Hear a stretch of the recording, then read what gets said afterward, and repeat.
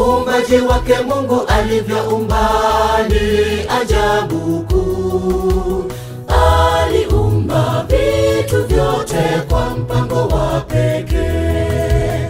Aliumba vitu vyote kwa mpango wa pekee.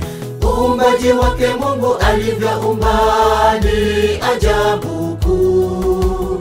Aliumba vitu vyote kwa mpango wa pekee. Aliumba vitu vyote kwa mpango wa pekee. Sikia ndugu, njoo kwa Yesu, yeye ni muumbaji.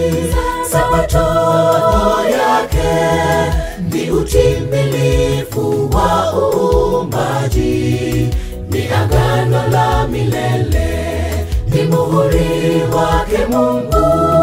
Sikia ndugu, njoo kwa Yesu, yeye ni muumbaji. Sabato yake ni utimilifu wa uumbaji, ni agano la milele, ni muhuri wake Mungu.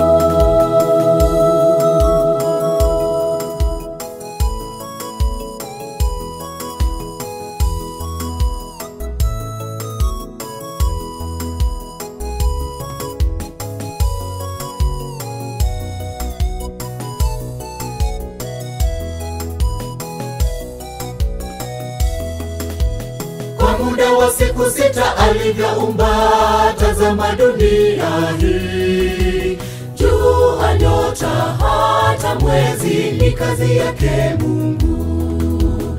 Jua, nyota, hata mwezi ni kazi yake Mungu. Kwa muda wa siku 6 alivyoumba, tazama dunia hii.